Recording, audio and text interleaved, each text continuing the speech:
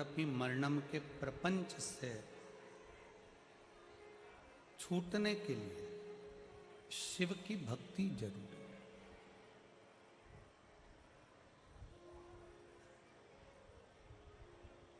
भगवान शंकर की अविरल भक्ति जरूरी है।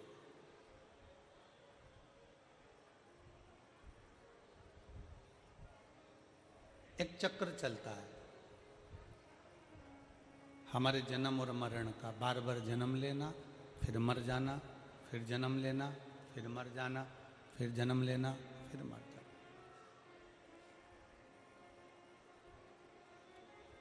ये जन्म और मरण का जो चक्र है, इस चक्र का पहिया शिव रोक सकते हैं। इस चक्र का पहिया भगवान देवाधिदेव महादेव रोक सकते हैं। और केवल वो रुकता कैसे है? आपके शंकर का गुणगान करने से। आप अगर शिव जी के मंदिर जा रहे हो, शंकर की भक्ति कर रहे हो, शिव की भक्ति को अपने हृदय में उतार रहे हो, धारण कर रहे हो, तो समझ लो कि आपका बार बार फिर जन्म नहीं होगा।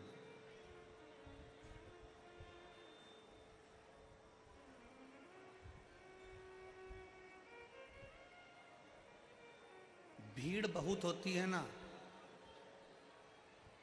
तो लोग धक्का मारते हैं। जब बहुत ज्यादा भीड़ होती है तो लोग धक्का देते, धक्का मारते। बोलो सही है कि गलत है? आप बहुत भीड़ है तो लोग आपको धक्का देंगे, धक्का मारेंगे। उसी तरह भीड़ में लोग जैसे धक्का मारते हैं, उसी तरह जब हमारा पाप बहुत बढ़ जाता है, बहुत पाप बढ़ जाता है, तो वो पाप भी पुण्य को धक्का मारता है कि तू यहां से हट जा। हमारा पाप पुण्य नहीं करने देता, पाप पुण्य को प्रबल नहीं होने देता, पाप पुण्य को धक्का मारकर एक और कर देता।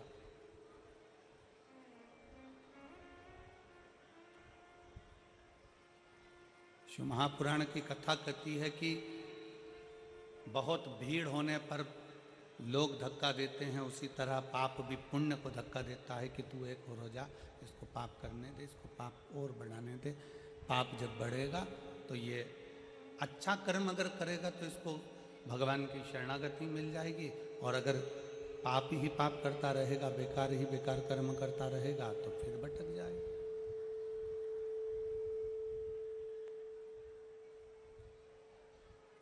फिर पुनः भटक जाएगा।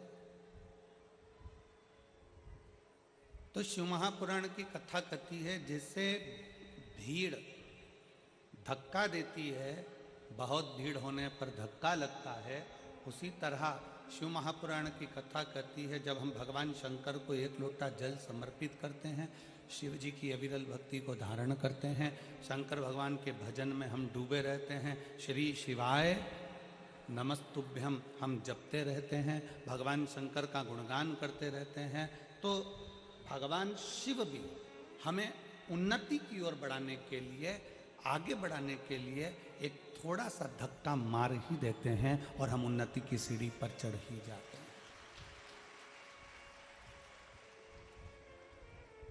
मान लो यदि किसी एक लक्ष्य को आप लेकर बैठे हैं,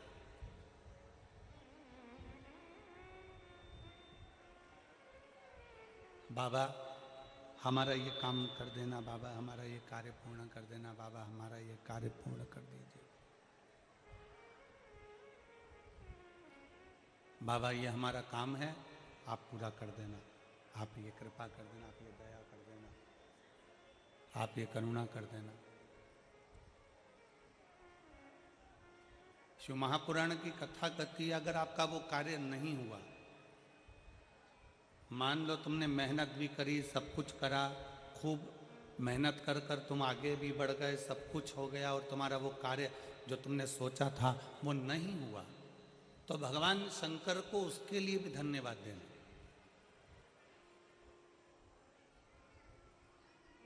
तुम्हारा सोचा हुआ कार्य अगर नहीं हुआ है तो भगवान शंकर को उसके लिए भी धन्यवाद देना कि बाबा, हो सकता है कि तूने मेरे लिए और भी कुछ अच्छा सोच कर रखा होगा, इसलिए अभी तूने वो कार्य नहीं होने दिया, आगे चलकर तू जरूर करेगा। हम ये विचार ना करें, हम हमारे मन में ये भाव उत्पन्न ना करें, हमारे मन में ये विचार लेकर ना आए, हमारे मन में हम ये भाव लेकर ना आए कि बाबा ने हमारी नहीं सुनी या बाबा ने हमारे लिए कार्य नहीं किया। ना,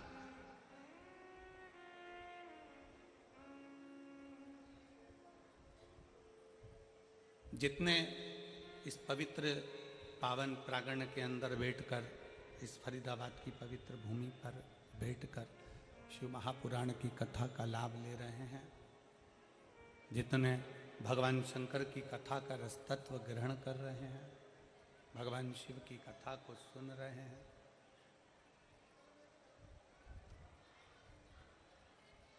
आप अपने मन में एक भाव लेकर आओ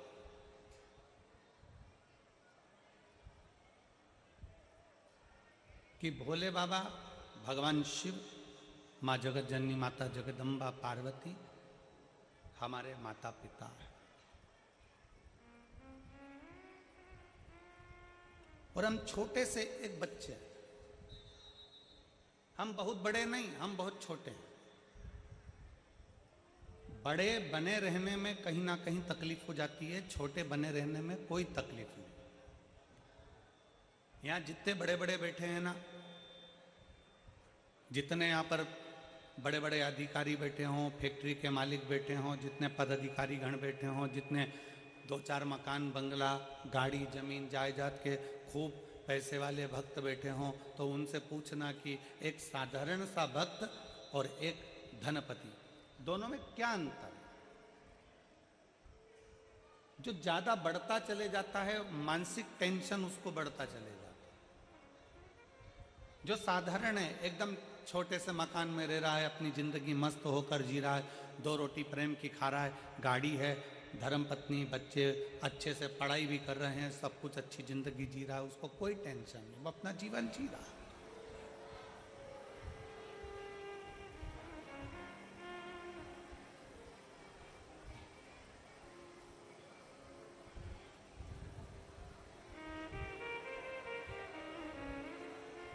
रोड का कितना भी टैक्स जमा कर दो, रोड टैक्स कितना भी जमा कर दो, पर रोड पर रह नहीं सकते। आप लोग जब गाड़ी उठाते हैं, 4 व्हीलर गाड़ी खरीदते हैं, 2 व्हीलर गाड़ी खरीदते हैं या बड़ी कोई गाड़ी खरीदते हैं, तो उसमें रोड का टैक्स जमा होता है। रोड का टैक्स कितना भी जमा कर दो, पर आप रोड पर रह नहीं सकते। आप मकान बनाकर रोड पे नहीं रह सकते। तो आप कहो कि हमने रोड का टैक्स जमा करा, हम तो यहां मकान बना के रहेंगे। हमने रोड का टैक्स जमा करा है, हम तो यहाँ बीच रोड पे हमारी गाड़ी खड़ी करके हम तो यहाँ 4 घंटे तक, 8 घंटे तक, 10 घंटे तक, 12 घंटे, 24 घंटे खड़े रहे। नहीं, रोड का कितना भी टैक्स जमा कर दो, पर रोड पर तुम रह नहीं सकते। उसी तरह परिवार, कुटुंब, कबीला और दुनिया के लिए तुम कितना भी कर दो, पर तुम्हें कोई अच्छा कहने वाला नहीं मिलेगा। आखिरी में तुम्हें ताने सुनना ही पड़ेगा। तुम रोड का टैक्स जैसे जमा करते हो तो रोड पर मकान नहीं बना सकते।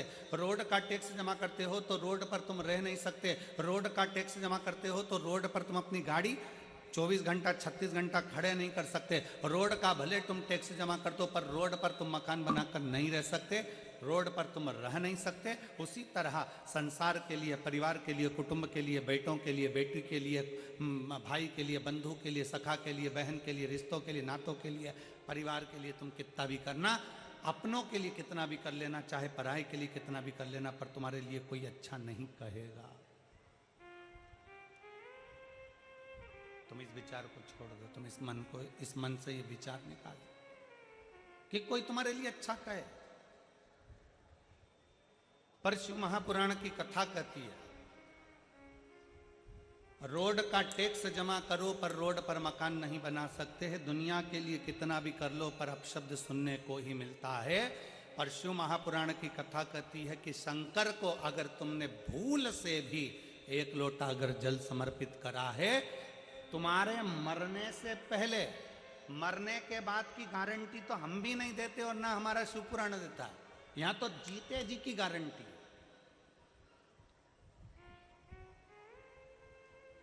कई लोग कहते हैं कथा सुनोगे तो बैकुंठ चले जाओगे, बैकुंठ में तुम्हारा निवास होगा। हमने अपनी व्यासपीठ से आज तक नहीं कहा कि तुम बैकुंठ जाओगे कि नरक जाओगे, क्योंकि हम खुद भी जाकर देख के नहीं आए, तो तुमको काहे को बोले कि तुम बैकुंठ जाओगे कि नरक जाओगे। और जो तुमसे कहे कि बैकुंठ जाओगे कि नरक जाओगे चर्चा करे, तो तुम उनसे कह देना महाराज जी घूम कर आए हो क्या, ऊपर देख कर आए हो क्या, जो गया वो कैसे बता सकता है कि बैकुंठ गया कि नरक गया। तो बैकुंठ और नरक की चर्चा वेदव्यास जी ने शिव महापुराण में नहीं करी। बैकुंठ और नरक की चर्चा मेरे वेदव्यास जी वर्णन नहीं करते। मेरे वेदव्यास बाबा शिव महापुराण के 24,000 श्लोक में 12 खंड में इन संहिताओं के अंतर्गत, इन लीलाओं के अंतर्गत भगवान शंकर की गणना कर कर कहते हैं कि पूरा स्वर्ग और पूरी नरक इसी पृथ्वी पर है। बस आप शिव महापुराण की कथा कहती है, जब एक लोटा जल हम देवाधिदेव महादेव को समर्पित करते हैं, शंकर जी को जल चढ़ाते हैं, तो तुम्हारा चढ़ाया गया जल तुम्हारे मरने के बाद क्या देगा, इसका वर्णन शिव पुराण नहीं करती। पर शिव पुराण कहती है कि तुम्हारा अगर एक लोटा जल तुम महादेव को चढ़ा रहे हो, तो यह पक्का है कि तुम्हारे मरने से पहले वो जल तुम्हारा कल जरूर बदलेगा। ये निश्चितता है।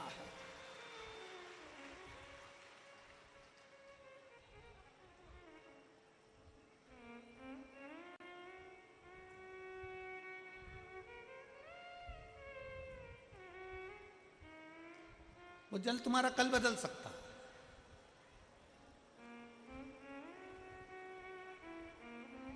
आपने शिव जी को जल चढ़ाया है, वो चढ़ाया गया जल तुम्हें फल दे सकता है।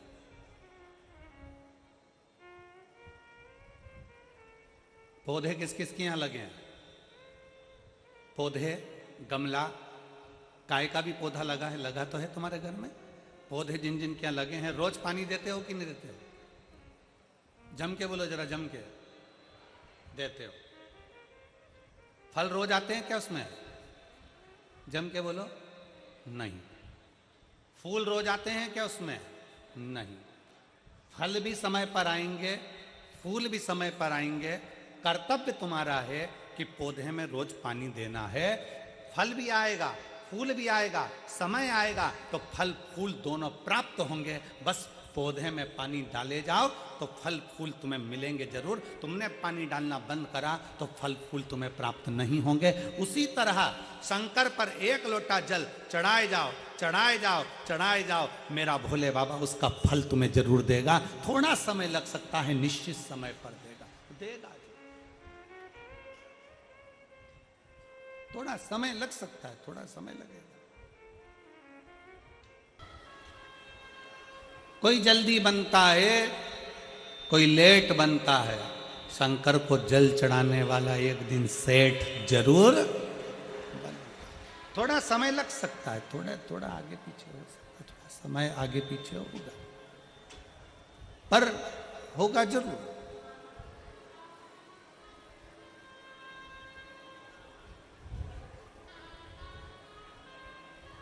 विश्वास है तो शिव है। एक कथा आती है वरकरेश महादेव की। एक कथा आती है वरकरेश्वर महादेव की। और ये वरकरेश्वर महादेव कोई साधारण महादेव नहीं है।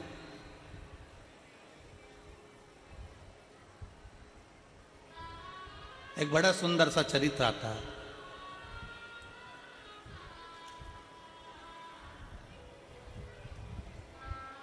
मही सागर संगम।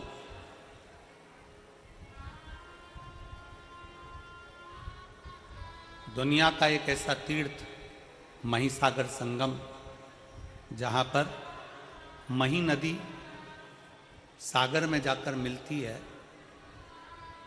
तो उसको मही सागर संगम कहते हैं।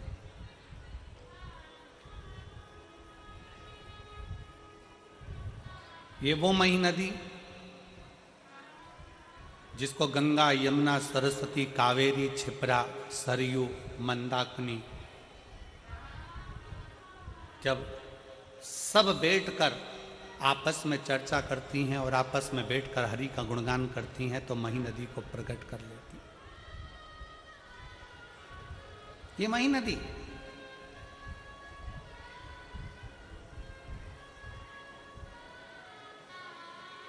मध्य प्रदेश से निकलती हुई, राजस्थान से होती हुई सागर में जाकर मिल जाती है,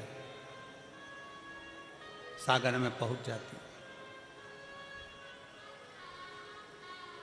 जहां पर सागर से उसका संगम हुआ है उसे मही सागर कहते हैं, मही सागर संगम। एक ऐसा तीर्थ जहां भगवान शंकर के 4 शिवलिंग विराजमान है, जिसमें से एक स्वयं षडानंद कार्तिकेय जी, जिसको स्थापित करिए स्तंभेश्वर शिव महाराज भगवान शंकर। दूसरा कल कथा सुन रहे थे काल भीति की, एक शिवलिंग काल भीति ने प्रकट किया वहां पर महाकाल के।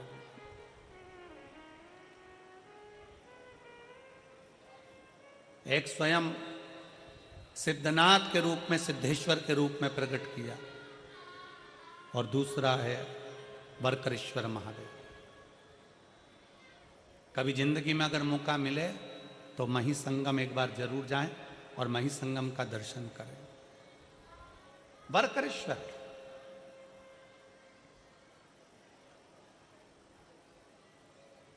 गुजरात की पवित्र भूमि पर जाकर ये मही नदी सागर में जाकर समाहित होती है। ऐसा पवित्र भूमि है वहां मही सागर।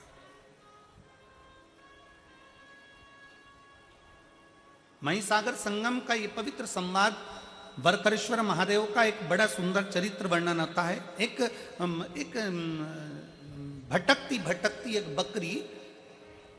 बकरी भटकती इस पवित्र मही सागर संगम के पास पहुंच जाती है।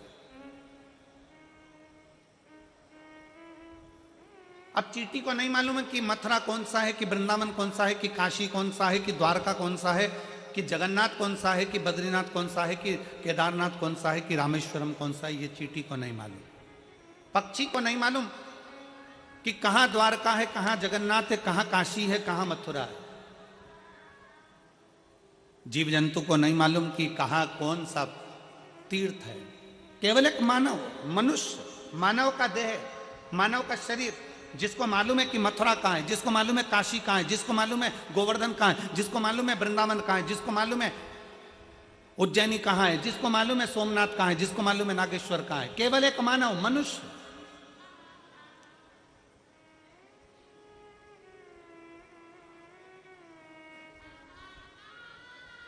कभी तुमने कहीं सुना है, लाखों की संख्या में आप लोग बैठे हो और लाखों करोड़ों की संख्या में आस्था चैनल पर लोग इस कथा को श्रवण कर रहे हैं, शिव भक्त इस कथा को सुन रहे हैं, और लाखों की संख्या में लोग इसको फेसबुक यूट्यूब पर कथा श्रवण कर रहे हैं। 5 दिन की ये फरीदाबाद की शिव महापुराण की कथा, लाखों करोड़ों भक्त देश में और विदेश में बैठकर इस कथा को सुन रहे हैं। कभी किसी ने सुना कि गाय को ले जाकर तीर्थ कराओ, कभी किसी ने सुना चींटी को ले जाकर तीर्थ कराओ, कभी किसी ने सुना कि कुत्ते को ले जाकर तीर्थ का स्नान कराओ, कभी किसी ने सुना पशु को ले जाकर तीर्थ का स्नान कराओ, कभी किसी ने सुना कि पक्षी को तीर्थ का स्नान कराओ। केवल सुनने में मिलता है तो केवल इतना मिलता है कि मनुष्य इस तीर्थ में जाकर स्नान करे। मनुष्य, मानव शरीर, ये मनुष्य जाए और तीर्थ का दर्शन करे, मनुष्य जाए और तीर्थ में स्नान करे। क्यों? क्या चींटी के लिए तीर्थ नहीं है? क्या चींटे के लिए तीर्थ नहीं है? क्या पशु के लिए तीर्थ नहीं है? क्या पक्षी के लिए तीर्थ नहीं है? केवल एक मनुष्य के लिए क्यों लिखा कि मानव तीर्थ में जाए? मानव जाए, जाकर तीर्थ का स्नान करे, मानव जाए कुरुक्षेत्र में जाकर स्नान करे, मानव जाए तीर्थ में जाकर दर्शन करे। केवल मनुष्य के लिए क्यों है? तो शिव महापुराण की कथा कहती है पशु पक्षी के लिए नहीं, मनुष्य के लिए तीर्थ का दर्शन, तीर्थ का स्नान, तीर्थ का दान, तीर्थ का भजन केवल मनुष्य के लिए इसलिए कहा गया क्योंकि 83,99,999 योनियां काटने के बाद 84 लाख में नंबर की योनि है मनुष्य की योनि। और मानव शरीर एक ऐसा शरीर है, अगर इस शरीर में वो भजन कर लेता है, स्मरण कर लेता है, दान कर लेता है, पुण्य कर लेता है, कीर्तन कर लेता है, तीर्थ नहा लेता है, तो फिर इसका अगला जन्म नहीं होता। पर जितने जीव हैं, पशुचर, जलचर, थलचर, जितने भी जीव जंतु हैं, ये स्नान करेंगे पर इनकी सुध में नहीं रहेगा कि हमने तीर्थ का स्नान करा। गाय को नहीं मालूम, पशु को नहीं मालूम, कुत्ते को नहीं मालूम, पक्षी को नहीं मालूम कि हमने तीर्थ का स्नान करा, पर मनुष्य को मालूम है कि मैंने तीर्थ का स्नान करा है।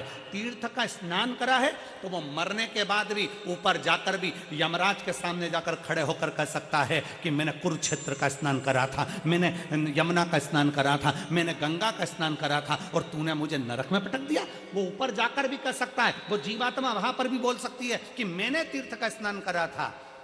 और शिव महापुराण की कथा कहती है, अगर भूल से भी, शिव महापुराण का बड़ा सुंदर चरित्र कहता है कि जैसे तीर्थ में पशु पक्षी जीव जलचर थलचर वायुचर को नहीं मालूम रहता कि वो कहाँ है, शिव महापुराण की कथा कहती है अगर भूल से भी अगर कोई कुत्ता, कोई पशु, कोई पक्षी, कोई जानवर, कोई जलचर, कोई थलचर 12 ज्योतिर्लिंग में से किसी एक ज्योतिर्लिंग में अगर जन्म भी ले लेता है तो फिर उसका अगला जन्म नहीं होता, वो जीव उसी जगह से तर जाता है, उसी जगह से तर जाता है। कितना सुंदर का एक गाली लोग दे देते हैं, तुझमें अकल नहीं है, तू स्वान है, तू कुत्ता है, तू गधा है, और लोग लड़ने बैठ जाते हैं।